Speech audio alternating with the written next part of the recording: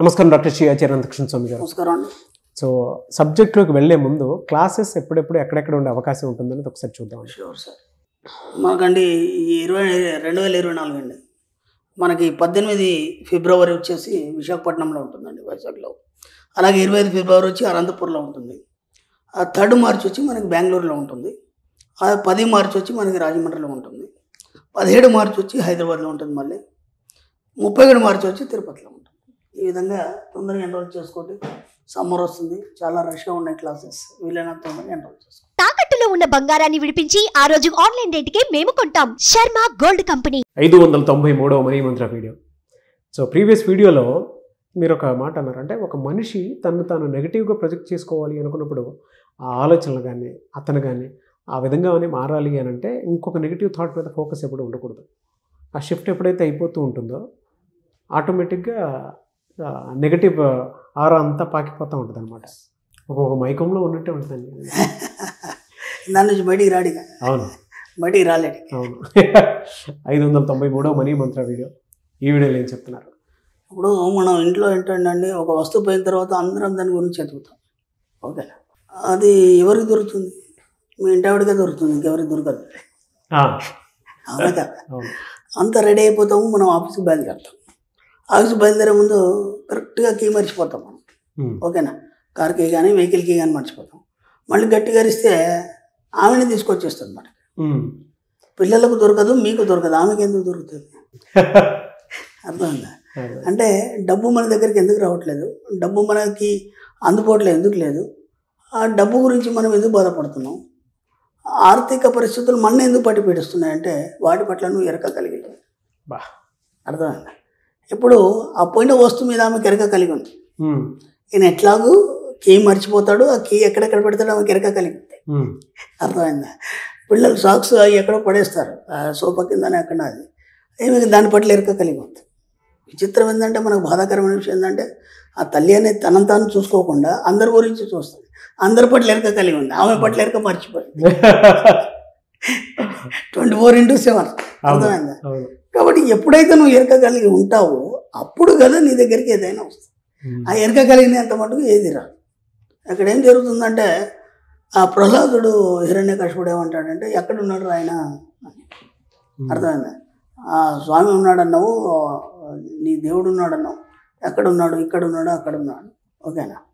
ఎందెందు వెతికినా అందందే కలడు, చక్రి సర్వోపగతుండు. ఓకేనా? అంటే ఎక్కడ చూస్తే అక్కడ ఉన్నాడు ఆయన అన్నాడు. ఇప్పుడు ఇక్కడ ఉన్నాడు అన్నాడు. ఉన్నాడు అనగా నేను సంవత్సరం వచ్చేసి అక్కడ నిల్చున్నాడు. ఎందుకంటే ఒకవేళ పొరపడ్డాడు అక్కడ కొడితే నేను లేననుకో, వీడు మాట పోతుంది కదా. వాడు ఉన్నాడు ఇంతే, మళ్ళీ ఎక్కడ ఉందంటే ఇక్కడ అన్నాడు. ఎక్కడ ఆన్సర్ కంటే మళ్ళీ అక్కడ పోయి నిల్చున్నాడు. అర్థమైందా? అంటే ఈ పిల్లాడు వాడు చెప్తున్నాడు, వాడు ప్రశాంతంగా ఉన్నాడు, టెన్షన్ పడేది నృసింహస్వామి. ఎక్కడ కొడతాడో తెలియదు. అక్కడ నేను బయటికి రాకపోతే వాడు వాల్యూ పోతుంది కదా, దాని విలువ ఏముంటుంది. అందుకని చెప్పేసి ఎక్కడ పడితే అక్కడ ఉన్నాడు. అలాగే డబ్బు సంపద ఐశ్వర్యం మన చుట్టుపక్కల ఎక్కడ పడితే అక్కడే ఉంది. కానీ ఏనాడు మనం దాన్ని చూడలేదు, నమ్మకంగా దాన్ని నమ్మలేదు, కాబట్టి మన దగ్గరికి రావట్లేదు. మీరు అలా చెప్తుంటే నాకేం గుర్తొస్తుందంటే, తదేకంగా మనం ఏ విషయాన్నైనా ఏ వస్తువునైనా చూసినప్పుడు తెలియకుండా ఒక బిజినెస్ ఐడియా కూడా క్రియేట్ అవుతూ ఉంటుంది.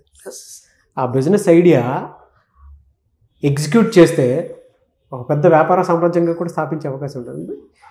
ఏముంది గురించి, జనరల్గా ఎవరైనా మ్యాచ్ స్టిక్స్ చూడడానికి రోజు మనం వాడే వస్తువే, దాంట్లో అప్డేట్ వెర్షన్ ఏదైనా తీసుకొని వచ్చామనుకోండి. ఇప్పుడు మ్యాచ్ స్టిక్కే లైటర్ కిందకు వచ్చింది, కొంతమంది ఇంకొక రకంగా ఇది చేసుకుంటున్నారు. అంటే దాంట్లో అప్డేట్ వెర్షన్స్ చాలా చూస్తున్నాము. అంటే తదేకంగా మనం కూర్చొని ఏదైనా మనం రెగ్యులర్ చేసే పని కానీ, మీరు ఇందాక అన్నట్టు మన చుట్టుపక్కల ఉండేటువంటి వాతావరణాన్ని కానీ అబ్జర్వ్ చేసినా కూడా ప్రతి దాంట్లోనూ ఒక కమర్షియల్ ఆస్పెక్ట్ మనకు కనిపిస్తూ ఉంటుంది. మీరు చూడలేకపోవడం మీ దౌర్భాగ్యం. డబ్బు సంపద ఎక్కడుందంటే ఎక్కడుంది, అది మన అందుబాటులో లేదు, నేను ఎప్పుడు ఇలాగే ఉన్నాను అనుకున్నప్పుడు అది కనిపించదు. నేను ఇంతకుముందు గతంలో చెప్పాను. ఇప్పుడు ఒక కొత్త అడ్రస్కి వెళ్ళాం మనం, కొత్త అడ్రస్కి వెళ్ళి మనకు తెలియదు, గూగుల్ పట్టుకుని పోయినా కూడా మనం ఏం చేస్తామంటే, మనకు పర్ఫెక్ట్గా రూట్ చూపిస్తున్నాం సరే, ఎక్కడో కారు ఆపి టీ తాగుతుంది, ఎలా పోవాలి మళ్ళీ వాళ్ళని అడుగుతాం కదా.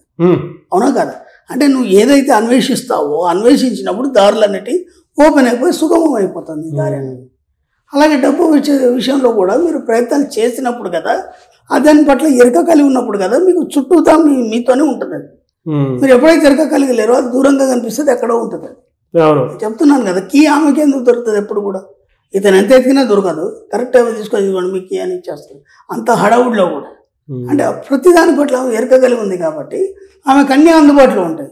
మీరు డబ్బు సంపాదించడం పట్ల నిరంతరం ఎరక కలిగి ఉన్నప్పుడు అవన్నీ మీకు అందుబాటులో ఉంటాయి. ఇందాక మీరు అన్నారు ఏదో కొత్త పర్స్పెక్టివ్ కానీ లేకపోతే ఆస్పెక్టివ్ కానీ క్రియేట్ అవుతుంది గురుగారు. మీరు ఏం చేస్తారంటే ఎప్పుడు ఒక పెన్ను పేపర్ దగ్గర పెట్టుకోండి. మీరు ఎన్నోసార్లు అన్నారు గురుగారికి ఎప్పుడు వచ్చిన పేపర్ ఉంటుంది మీ దగ్గర అన్నారా లేదు? ఆ పేపర్ మీద ఏముండదు మళ్ళీ, అది కూడా ఏముండదు, జస్ట్ ఎల్లో కలర్ పేపర్ మాత్రం ఉంటుంది. పెన్ ఉంటుంది, ఎల్లో కలర్ పేపర్ ఉంటుంది.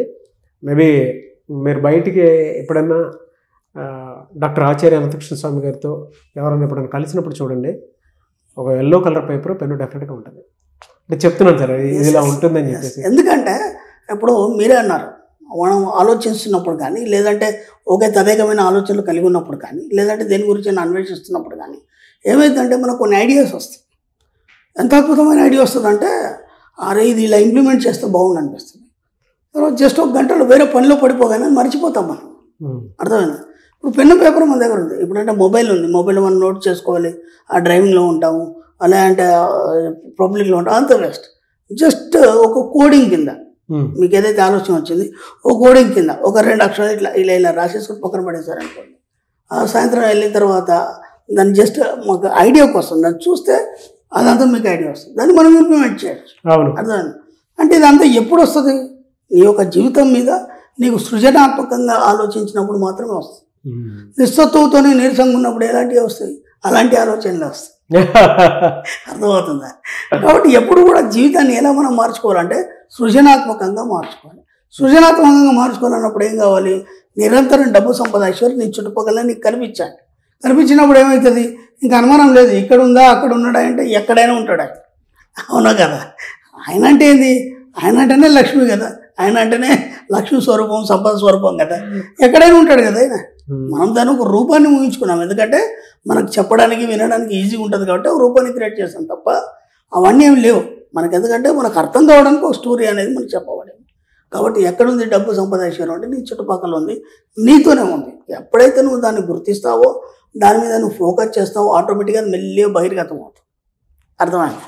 అప్పుడు చిన్న ఎగ్జాంపుల్ ఏంటంటే అప్పుడు ఒక సింహం ఉంది, వేటకెళ్ళింది, ఆ లోపల ఒక మృగం ఉంది, లేదంటే కుందేళ్ళు ఉంది, లేకపోతే ఏదో ఒకటి ఒక జంతువు ఉంది.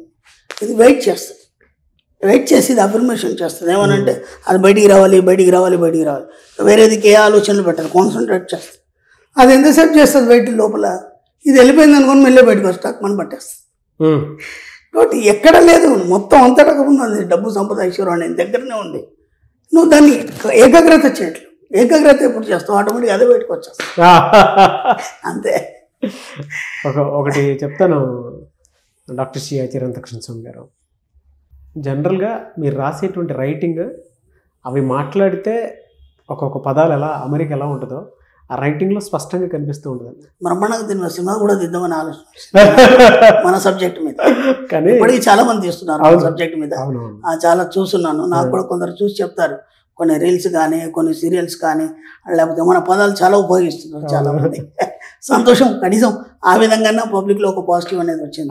చాలా సంతోషం. అది ఉంది కాబట్టి మనం కూడా ఖచ్చితంగా ఈ ఓన్లీ సబ్జెక్ట్ మీద ఒక సినిమా తీయాలనే ఆలోచన నాకు కూడా ఉంది. చాలా మంది నిర్మాతలు కూడా వచ్చారు.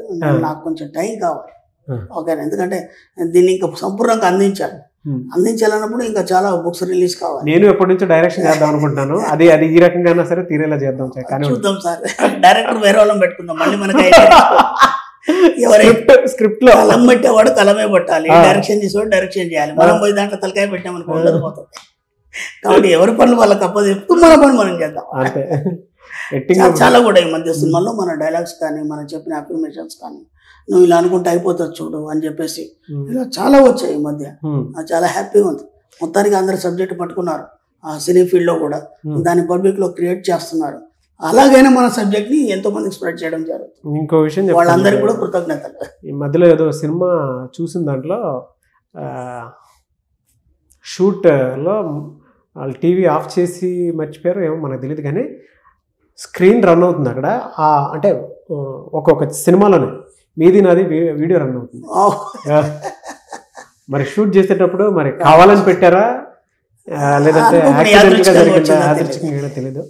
ఆ సినిమా పేరు అది లాస్ట్ ఇయర్ వచ్చింది.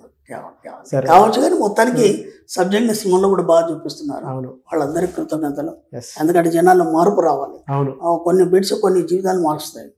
ఆ విధంగానైనా సబ్జెక్ట్ అందరికీ చేరుతుంది. సంతోషం. డెఫినెట్గా. ఎనీవేస్ థ్యాంక్ యూ అండి. Thank you so much doctor C.